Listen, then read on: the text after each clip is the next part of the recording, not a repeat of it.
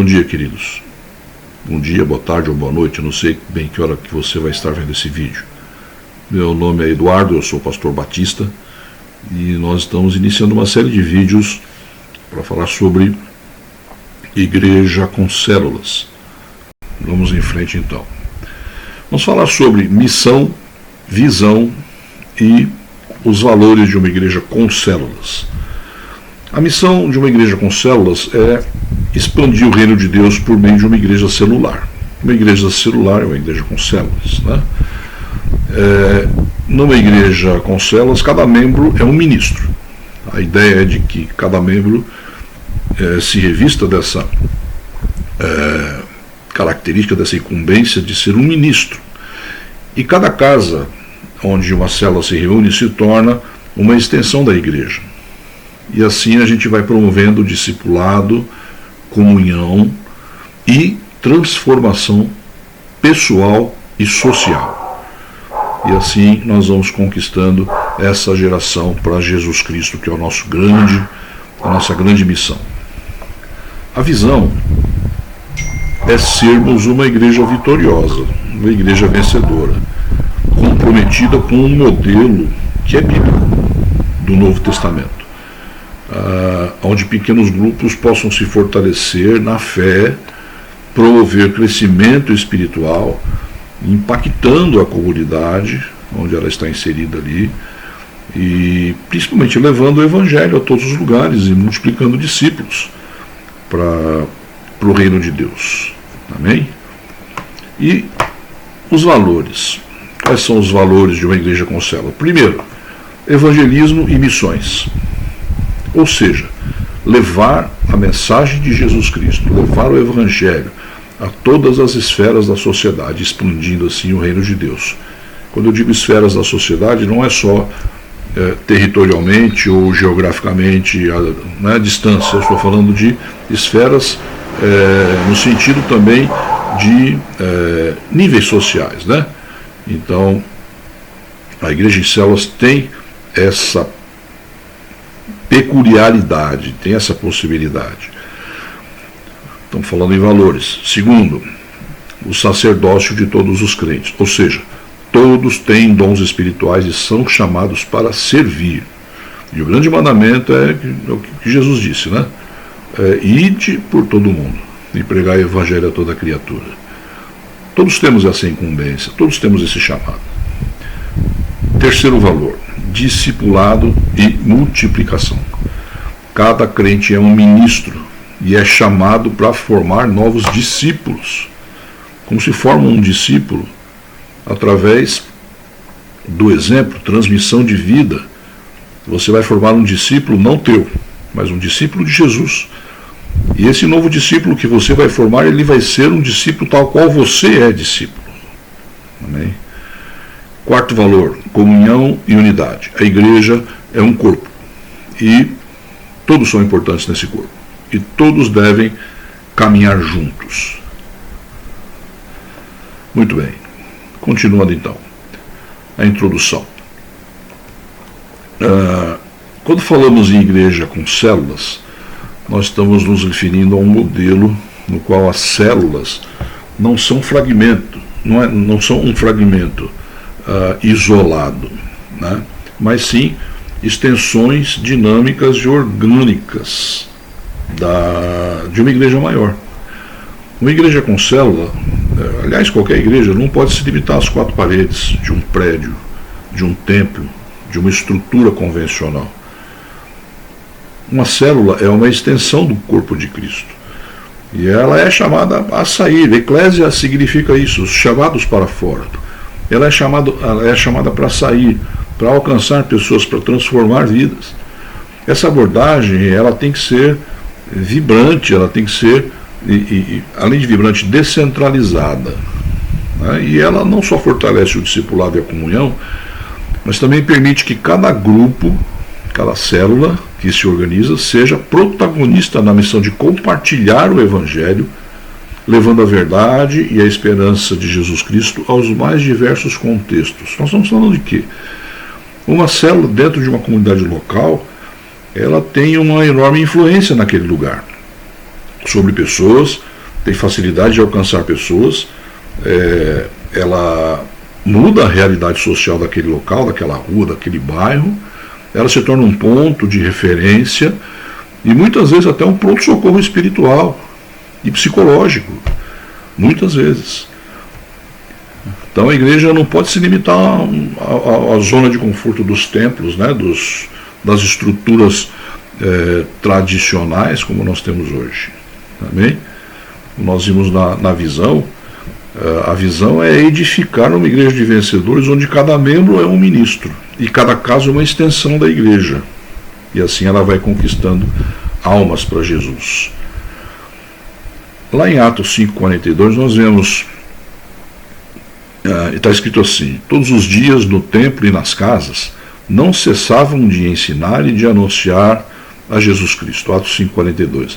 Você vê a importância das casas. Em vários textos nós vamos ver essa referência às casas, onde os crentes se reuniam e onde as coisas aconteciam, onde o reino de Deus crescia, onde as pessoas se convertiam.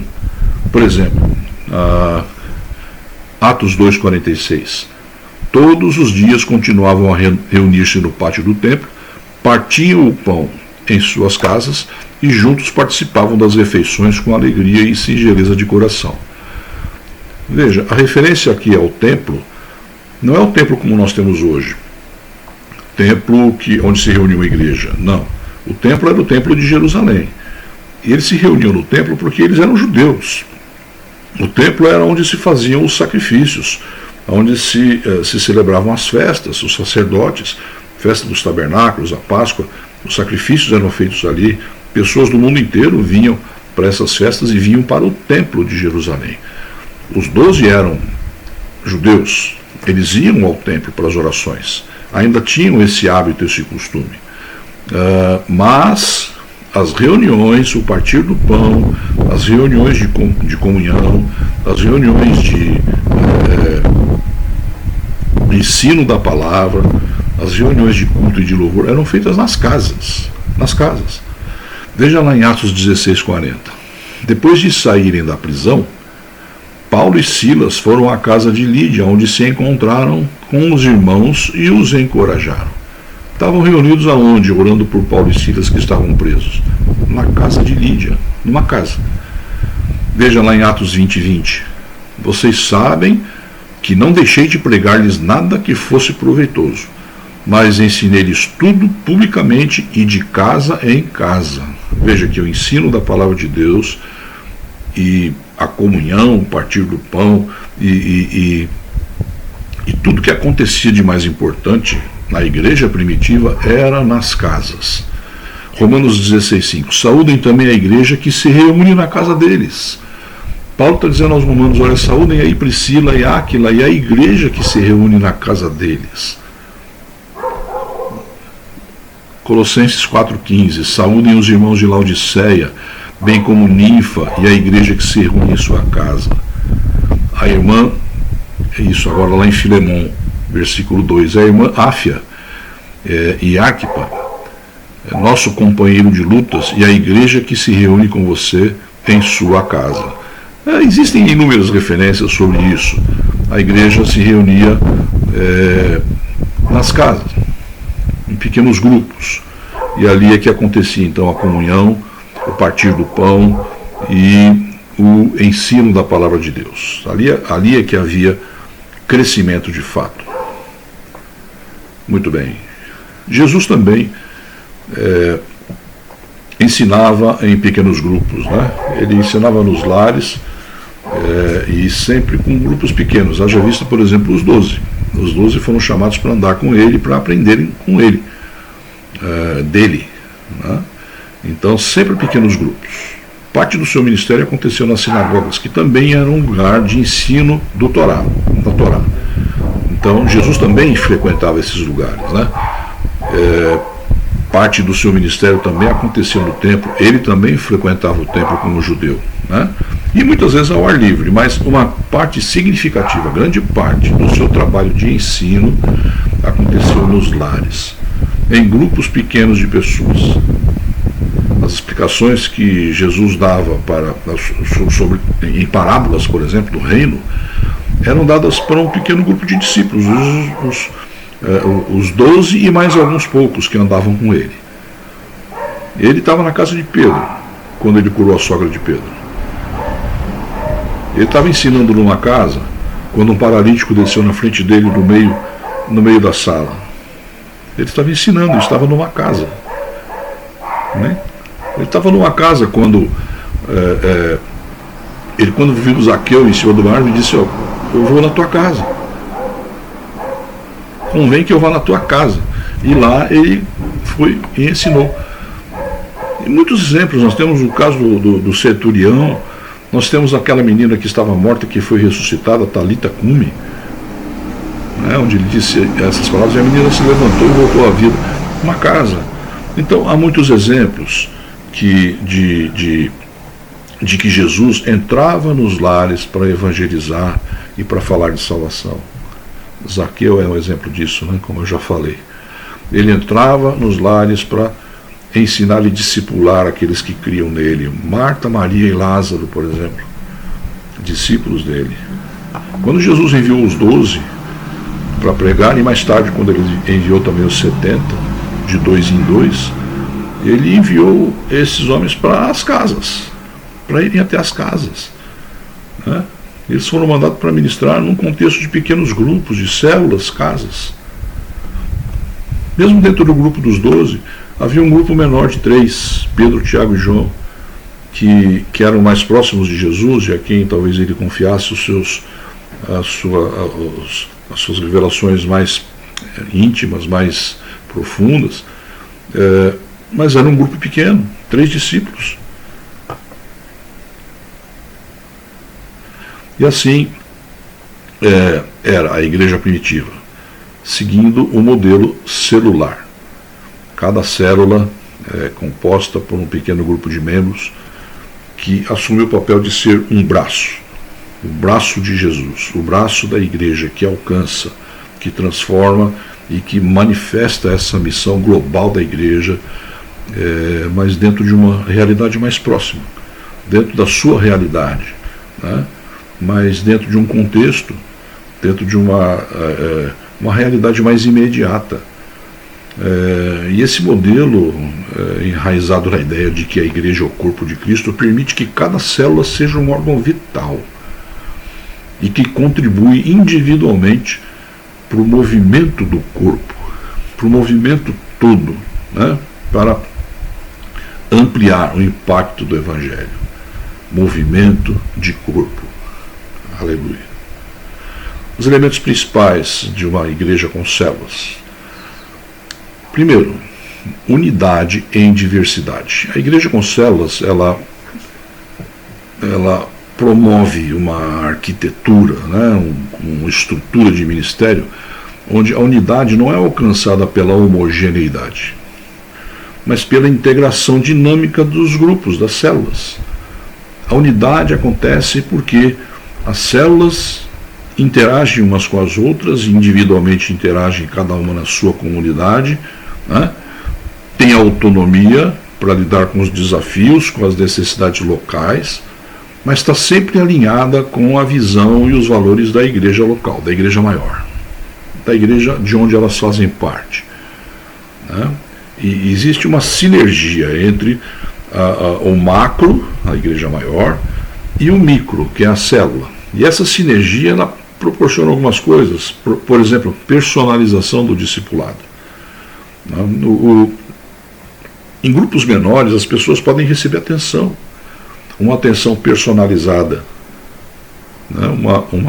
Elas podem ser discipuladas de uma forma mais pessoal, profunda, mais relacional, no relacionamento, coisa que muitas vezes na igreja é difícil de acontecer. Nós somos uma igreja de talvez no máximo 200 membros, não é pouca gente, né? Não é pouca gente, mas imagina uma igreja de 2.000 membros, e nós estamos caminhando para isso. Há um mover dentro da igreja, há um movimento de corpo que vai fazer a igreja se expandir, a obra vai se expandir. E quando estivermos aí com 2.000 membros, como é que nós vamos nos relacionar? Quando eu falo que em pequenos grupos, as pessoas podem ser discipuladas de uma forma mais pessoal e relacional, no relacionamento mais pessoal mesmo, mais íntimo, mais profundo, onde um conhece a necessidade do outro, o problema do outro, pode orar pelo outro, sabe do andamento, né, das suas vitórias, das suas dificuldades, dos seus problemas, conhece. Amém? Então a unidade em diversidade, personalização do discipulado. 3, contextualização local. Cada célula pode se adaptar, né? Pode adaptar o seu jeito de ser, as suas práticas e a própria comunicação do Evangelho, as particularidades do bairro, as particularidades da vizinhança, daquela rua onde ela está inserida, daquela realidade social e da realidade das pessoas, familiar também, né? Então, essa contextualização, né, é um dos elementos principais da igreja com células. Outra característica, multiplicação natural. A partir desse ambiente íntimo que se desenvolve, começam a surgir novos valores, novos potenciais, novos líderes, novos evangelistas, e que quando são preparados, eles vão semear novas células, vão abrir novas células, e assim permitindo a expansão orgânica e contínua da igreja e do reino de Deus. Amém. Vamos parar por aqui um pouco. No próximo vídeo a gente continua. Amém.